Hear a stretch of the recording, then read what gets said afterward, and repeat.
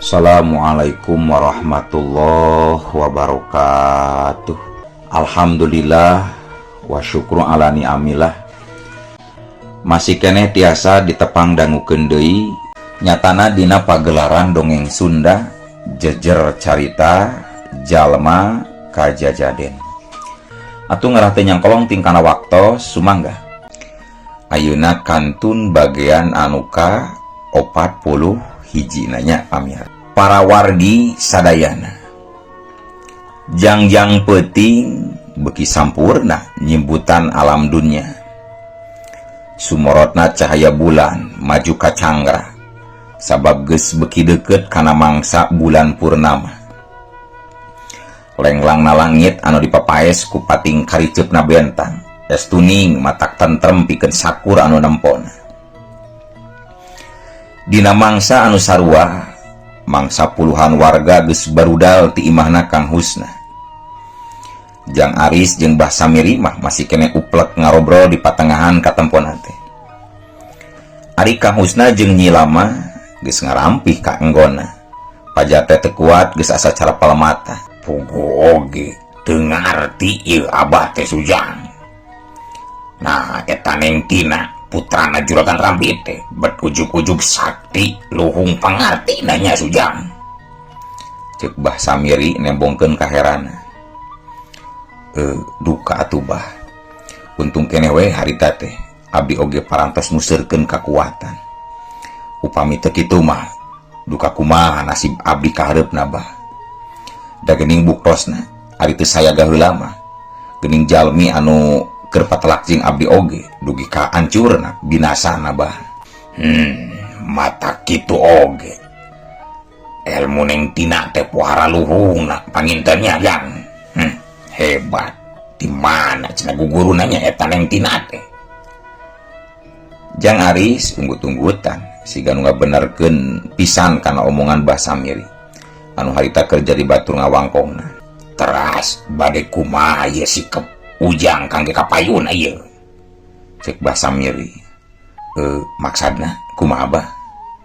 Nyamun maksud abah teh kumaha ketak Jang Aris kangge kapayuna enggoning mayuna Neng Tina anu hebat kieu Jang.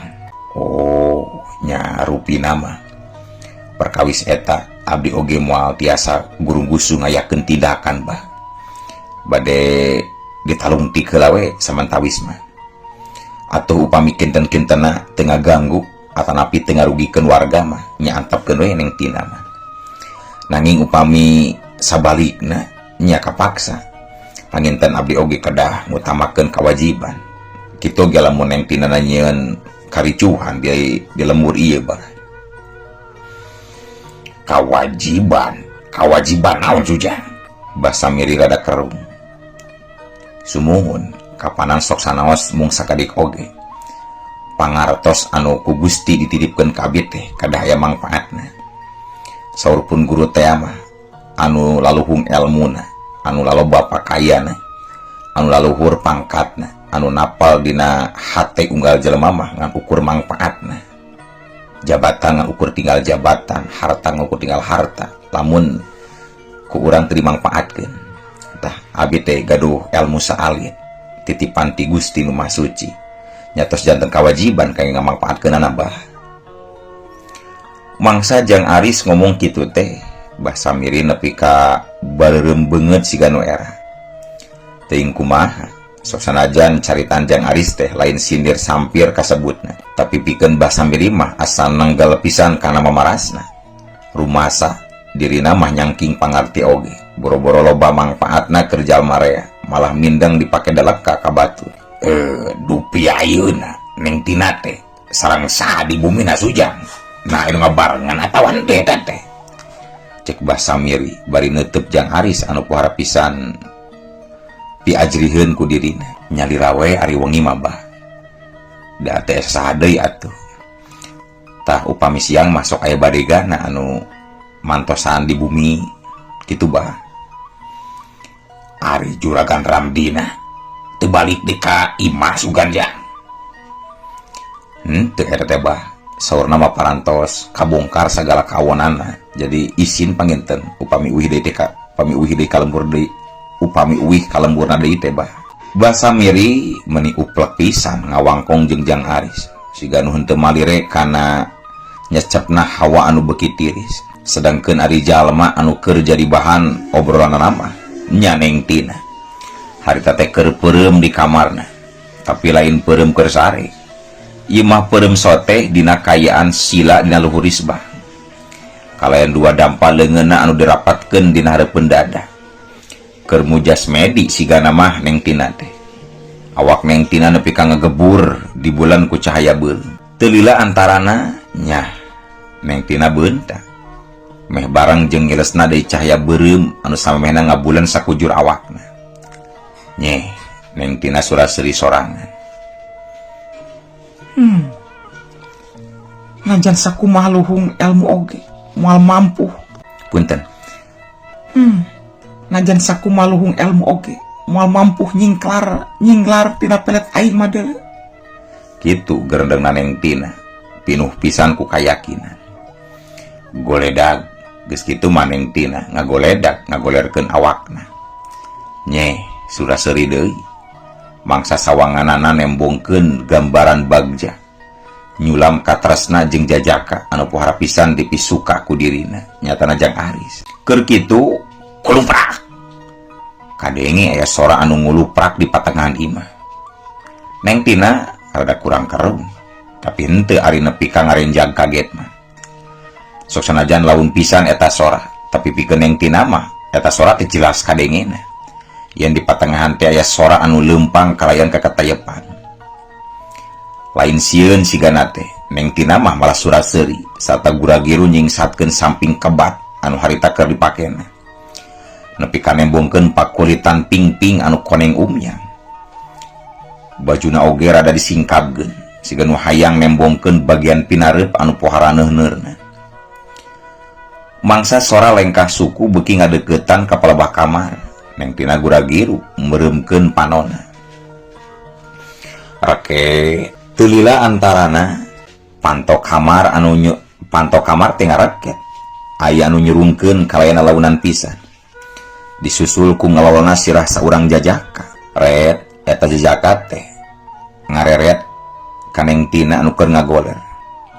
Nalika ngareret, gondok lakina langsung elok-elokan. Mangsa nampo Neng Tina anu keur nangkarak bengkang semu nyanggegang teh. Nyeh, eta jajaka sura-seri kalayan seuri anu pinuh ku harti. Geus dibracan euy, cek eta jajaka.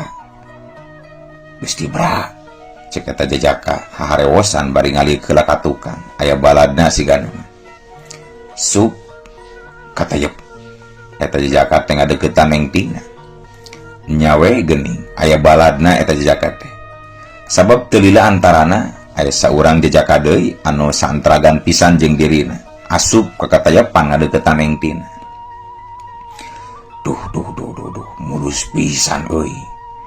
Jeung babari deui tinggal ngaseuk ieu mah euy, tinggal ceraboy mah gampang euy. Nu anyar datang surang ngaserenge bari haharewasan kanu jadi baladna. Tapi moal jadi matak kitu euy pikeun kahareupna ieu. Baladna siga anu kasieun. Lah, paling oge deudeuyeun ari geus di dagingan mah euy. Komo lamun geus dilorek teh geuning. Alah, deudeuyeun nu kieu mah moal matak nanaon ieu. Lamun jejeritan kumaha pan pahawan keneh. Sia mah loba kasieun pisan. Moal anu ngadengieun dan nenggang ieu imahna juragan Randi mah deuleu. Geus loba kasieun eta mah. Nu diajak nyaritana timbang unggut-unggutan. Kituna teh ari sobat leutik mah geus unggut-unggutan ti tadina mula. Maksud sobat leutik teh eta hulu nu kadua anu di jero kolor. Ieu rek saheula euy, rek dewe katawa uing ieu. Rek dewe katawi lain. Cek nu pangheulana asup ka kamar. Nya urang heula atuh, maneh mah bisi ngintul. Apa nu maneh mah jarang diolahragakeun deuleu, sabun ge awet wae sia mah. Ye, gagabah. Tangkal cau oge tobros urang mah deuleu. Tara make sabun aing mah, tangkal cau langsung ku aing mah di bolongan. Surup berarti sok ngagalai tangkal caum beun siamanya. Henteu ari tanah di bolongan langsung pus apa maneh. Nah, henteu atuh koplok sia, emang aing naon sia teh. Dua jejaka nyarita kituna teh bari pating sarenge. Geus kitu mah nu pangheulana asup ka kamar Neng Tina, harita ngorondang kana luhur isbang. Ngadon nyekelan leungeun Neng Tina anu katempona masih keneh ngageubra. Ari anu saurang deui mah gancang ngarayap ngadeuketan pingping Neng Tina. Kalayan ambekan anu geus teu puguh aturan, pating haros-hos. Sedangkeun si Kusmin dina jero kolor geus ujel-ujelan, geus rek bedah kolorna oge. Nalika eta dua jalma keur ngaralampa pingping jeung leungeun Neng Tina. Nyah. Neng Tina beunta. Atuh rada ngagabeg eta dua jejaka teh. Kencang bae nu saurang nindihan awak Neng Tina ngarah teu barontak. Ari nu saurang deui mah nepi ka ti papareka nyeklan sapasang leungeun wanoja anu rek digadabahna. Neng Tina ngadon nyeh seuri, malah maredogeun imut ka reueutna. Gening Aa Satar sareng Aa Mus bade ngarencangan tina ieu teh Pano Neng Tina gular-gilar ka jajaka anu duaan. Kituna teh bari teu waleh dibarengan ku imut ka reueutna. Waduh. Teu sieun kitu Neng. Jajaka anu disebut Jang Satar anu harita keur ngahompet awak Neng Tina. Rada kurang karung mangsa nempo sikep eta wanoja anu samodel kitu teh. make sieun sagala atuh nya bingah we nu aya abdi mah. Da abdi oge hoyong tos teu kiat ieu teh. Nanging ulah secara paksa kieu atuh teu raos ka abdina Waduh, milik gede ieu mah euy. Euy, Mus, milik gede euy. Jang Mus surang ngaserenge. Heueuy nya, mun nyaho pikieun mah kari nyarita we padahal mah tadi beurang. Mangsa eta dua jajaka ngaromong kitu teh. Ari Neng Tina mah tibang gulanya galenyu saamis madu. Satar gugah heula atuh ih. Ngap ditindihan kieu mah sok gugah. Mus deui. Tulakan heula pantok kamarna sing pageuh supados jongjon. Urang main ti luar ngagabru langsung. Cek Neng Tina rutret kadua jajaka. Jang Satar atuh gancang cengkat. Geus kitu mah Neng Tina oge nguniang. Ngadon ngajanteng dina sisi risbang. Ari Jang Mus saenggeusna ngalepaskeun leungeun Neng Tina teh buragiru balik nyelot-nyelotkeun tulak pantau bisi anu asup. Sok Mus oge naik kana risbangnya ngarendeng sareng Satar. Sok geralaanan acuk sareng lancinganana nya. Abdi hoyong ningal heula ageng nu saha anu pangageungna pangheulana lebetnya. Cek Neng Tina dibarengan ku gilak sagala. Jang Mus siga sumangat pisan atuh gancang bae naik deui kana risbang. Geek diuk digireun baladna. Neng Tina surah seuri neuteup eta jajaka anu kiwari geus mimiti ngalanan pakeanana. Ih, atuh kolorna mah ulah waka engke di naon? Engke dipanglaanankeun ku tina. Keun eta mah engke ku tina dilaana. Cekape acukna wungkul. Cek Neng Tina rutret ka jajaka nu duaan. Mangsa Jang Satar jeung Jang Mus ngan ukur mamake kolor wungkul. Kalayan lalaunan bari jeung gilak sagala. Neng Tina mimiti ngudar samping kebat anu meuli tina cangkengna. Jang Mus jeung Jang Satar nepi ka molotot bari teu sirikna neurian citu. Mangsa nempo Neng Tina anu geus ngudar samping kebatna. Dua jajaka nepi ka molohok teu ngicep-ngicep. Neuteuk endahna gundukan daging anu masih kene dibungkus ku lawon anu segi 3. Nyeh, Neng Tina ngajak seuri. Dua jajaka anu keur dariuk larendengan oge jadi nurutan pating serenge. Lung, Neng Tina ngalungkeun samping kebatna ka dua jajaka. Kiwari anu katempo ngan ukur lawon warna bodas segi 3 anu ngaguratkeun hiji guratan anu rada manjang semu ipis. Rakatak. Aneh. Eta samping kebat anu dialungkeun ku Neng Tina dumadakan hirup ku sorangan. ngabengket nalikung awak Jang Mus jeung Jang Satar. Atuh nepi ka ngararenjag sarta langsung ugal-ugi layangan lepas eta dua jajaka teh. Ngan hanjakal samping kebat anu dialungkeun ku Neng Tina pohara pisan pageuh meungkeut kan awak eta dua jajaka. Buri nyai jeleg.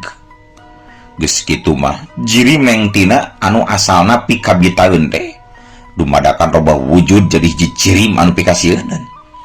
Buuk Neng Tina jadi cawig-wig awakna sarisitan. Sapasang panon Neng Tina ngagebur hurung beureum kalian sihungna anu dumadakan manjangan. Siga anu dumadakan pir Jang Mus jeung Jang Satar ngan ukur bisa kalian panon anu burial buncelik mencerong ka Neng Tina siga anu pohara pisan pikasieunana sieunana.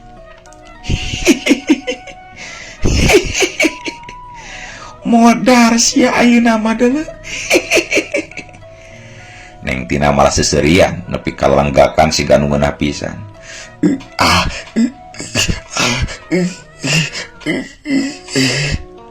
Jang Mus jeung Jang Satar deui. Mangsa Neng Tina mimiti ngojengkang ngadeuketan maranehna. Siga nama lamun bisa milih mah asa mending kapiuhan pikeun eta dua jajaka teh tinimang kudu nempokeun wujud Neng Tina nu sakitu pikasieunana. Srog Neng Tina ngadeukeutkeun beungeut na ka Jang Mus. Jang Mus jeung Jang Satar beuki siga nu beuki kasieuna. Sabab teteh lah teu bisa meuremkeun panon-panon acan. Jajauheun ka bisa ngabalieurkeun beungeut mah. Nye Neng Tina sura-seuri nembongkeun sihungna anu paranjang. Disusul ku ngelel-ngelelkeun letahna anu nyagak siga letah oray. Sarta nu saterusna mah Neng Tina ngadondotak letak kana beungeut eta dua jajaka. Jang Mus jeung Jang Satar nepi ka ngadegdeg ngarompolan maneh. Kesan leutik kesan badag dumadakan ngaragajag maseuhan awak. Sobat leutikna oge nya hulu leutikna anu dihandap. Nempo kitu mah jadi tarungkul deui, ngalempes deui. Geus henteu garaga samodel tadi ujel-ujelan.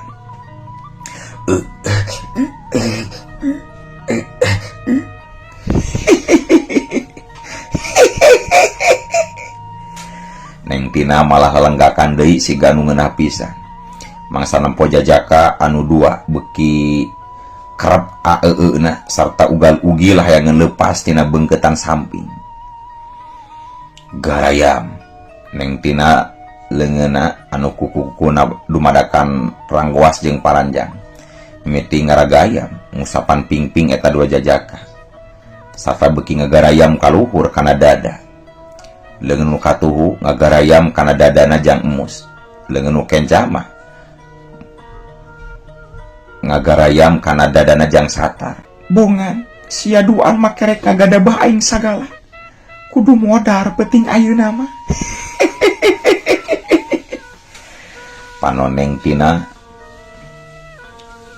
molotot kanu duaan. Bras dina mangsa anu duaan keur keneh. Leungeun katuhu Neng Tina anu kuku-kukuna paranjang ngagabras kana dada Jang Mus. Jang Mus ngaheunggeuh sapasang panonna nepi ka burial buncelik alatan nandangan kanyeri anu pohara kacida. Berat kalayan siga nu gampang pisan Neng Tina ngadudut jantung Jang Mus. Beureumna getih langsung ngocor tin awak Jang Mus. Ngabayabahkan awak Jang Satar jeung kana risna. Kerjet kusak kulahe. Jang Mus ngalepaskeun nyawana sapada harita keneh. Digigireun baladna nyatana Jang Satar anu beuki sarta tetara jalan alatan beuki kasieuna. Geus kitu mah Neng Tina cengkat deui, ngadon ngajantang deukeut sisi risbang.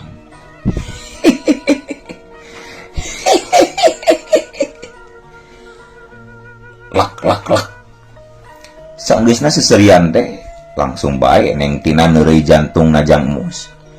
Beureumna getih anu lamokot dina ramo-ramo leungeunna. diletakan nepi ka bersihna.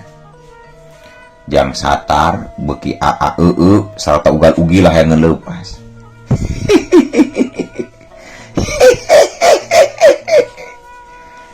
Neng Tina seserian deui bari panonna mah buburi lengan netep jajaka anu aya hareupeunana.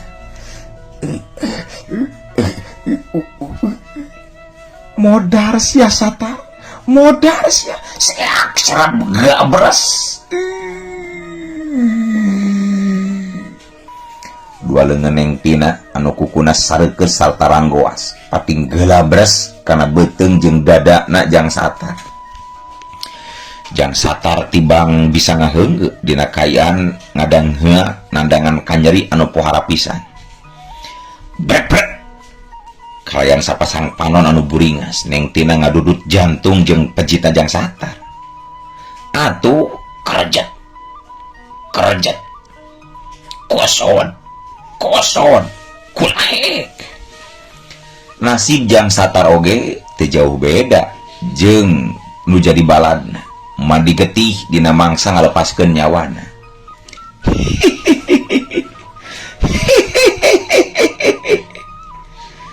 Neng Tina lalenggakan seuri siga anu ngeunah pisan. Mangsa netep dua layon anu baloboran ku getih dina kayaan nang karak bengkang dina risbang. Anehna ari eta dua jajaka geus jadi budak mah samping kebat anu ngabakutet awak eta dua jajaka teh dumadakan udar lesot deui ku sorangan. Para wargi sadayana waktu teu karasa nyerelekna. Wanci peuting geus kasilih ku waktu beurang. Caturkeun dina wanci isukna dina mangsa rada rebun-rebun kene. Warga lembur Cilanjung geus gujrud gehger. Alatan aya anu manggihan layon jang mus jeung jang satar. Di hiji palataran anu kawilang megla, kalayan dina kayaan anu pohara pisan pikawatireunana. Kolot jeung barayana jang mus sarta jang satar teu eureun-eureun ngagarukbuk nyeng cerikan layon anu duaan. Malah mah nepi ka aya anu kapiuhan sagala bakat tingkut teu kuat nyang hareupan eta kanyataan. Waduh, moal kitu ari dikarekeb ku maung atau ku ajab mah teh euy. Cek saurang warga, kituna teh dibarengan ku bibiri gidigan. Teuing atuh. Tapi da moal ari dihakan jerona wungkul, ari ku ajag atau ku maung mah kudu beak jeung awak-awakna atuh. Nya jeung bari naoge deui geus taraya sato leuweung kalembur urang mah nya taraya sato galak. Lamun ayeun ku sato galak kunaon atuh nya? Da geus jelas eta mah aya nu ngagorowot dadana euy. Kitu di antara galecokna warga anu harita keur ngagimbung ngadonna rempo layon jang mus jeung jang satar. Beuki lila di eta tempat anu lumayan rada jauh ti imahna Neng Tina beuki loba warga nu daratang kaasup Paulis jeung lurahna anu jadi gaganti Juragan Ramdi. Belaan bardo indit ka sawah atawa bardo indit ka kebon kusabab hayang nempo da ngarasa boga kewajiban pikeun mulasara layon jajaka anu duaan anu geus jadi bagian ti eta pilemburan. Nah ira ieu teh kajadianana nya cek palurah rutret ka warga anu pangdeukeutna. Duka teuing atuh palurah kajantenna mah teu terang. Nanging ari kapendakna mah tadi we ku Kang Odong, basa anjeunna bade ka kebon palurah. Tembal seorang warga. Nya jang lurah. Tapi ari nempo tina kayaan dua layon anu geus jeleg-jeleg kitu mah. Sigana mah geus rada lila ieu maotna teh. Jang lurah cek nu sejani lumairan. Mun teu salah mah kamari oge nempuan keneh jang mus jeung jang satar teh laleumpang cek palurah. Muhun kamari mah jag-jag waringkas keneh ieu dua jalma teh palurah.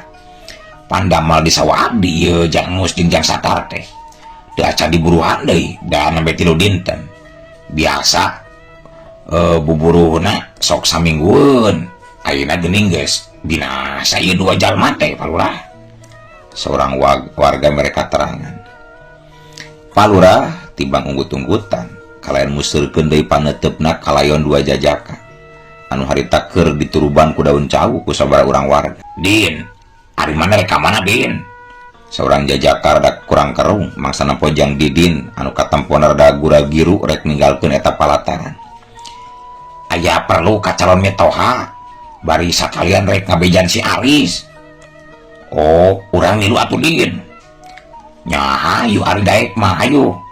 Temal Jang Didin ka eta jajaka anu meh santragan pisan jeung dirina anu tayohna mah masih keneh babaturanana. Ya bener, bejaan Jang Aris kade. Poho celengkeungna Pak Ulis anu tayohna mah geus nyahoeun saha Jang Aris sabenerna. Geus kitu mah gura-giru bae Jang Didin jeung nu jadi sobatna pating geuredig ninggalkeun eta patempatan. Bari ditarempokeun ku Pak Ulis jeung ku Pak Lurah sarta ku warga nu sejena. Uluh, waktosna. Ayo Assalamualaikum warahmatullahi